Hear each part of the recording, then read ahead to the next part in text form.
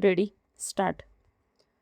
One संचालकांनी गडचिरोली जिल्ह्यातील तेंदूची पाने गोळा करण्याबाबतचा प्रस्ताव शासनाकडे पाठविलेला आहे.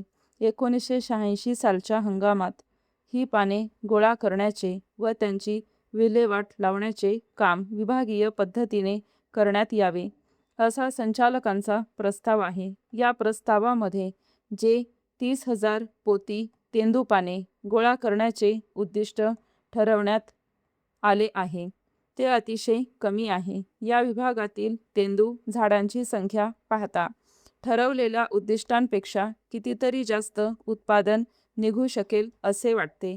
तसेच गेल्या वर्षी या पानांच्या उत्पादनात घट झाली.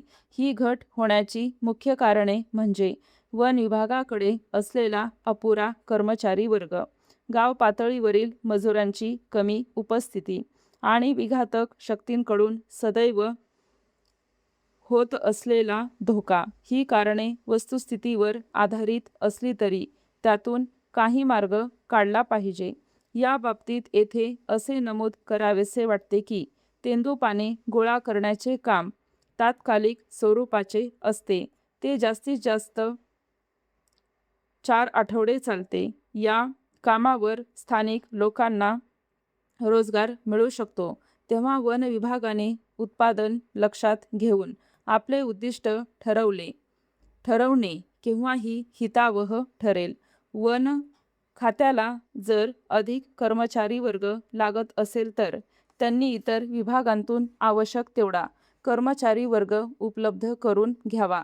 जवळच्या जिल्ह्यातून अशा प्रकारे 8 आठवड्यांसाठी कर्मचारी या भागामध्ये आणले तर हे काम करणे कठीण जाऊ नये असे वाटते. तसेच त्याच भागात स्थायिक असलेले वन विभागाचे निवृत्त कर्मचारी उपलब्ध असतील तर त्यांना थोड्या काळाकरिता कामावर घेण्यात यावे. गाव पातळीवर मजुरांची उपलब्धता कमी आहे. याला प्रामुख्याने 2 कारणे आहेत. एक तर गावात मजुरीचे दर कमी आहेत. दुसरे म्हणजे शहराकडे जाणारा मजुरांचा वाढता लोंढा. त्यामध्ये आणखी एक अडचण म्हणजे खाजगी कंत्राटदार जास्त मजुरी देऊन मजुरांना आपल्याकडे ओढून घेतात. यावर उपाय म्हणून मला असे सुचवावेसे वाटते की या भागात ही पाने गोळा करण्यास खाजगी कंत्राटदारांवर संपूर्ण बंदी घालावी. शासनाकडे मजूर वर्ग आकर्षित करण्यासाठी शासनाने मजुरीचे दर सुधारावेत.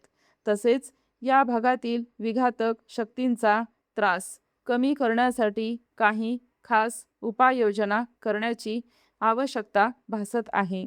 यासाठी आवश्यक तर खास पोलीस पथकांची मदत घेण्यात यावी. स्टॉप.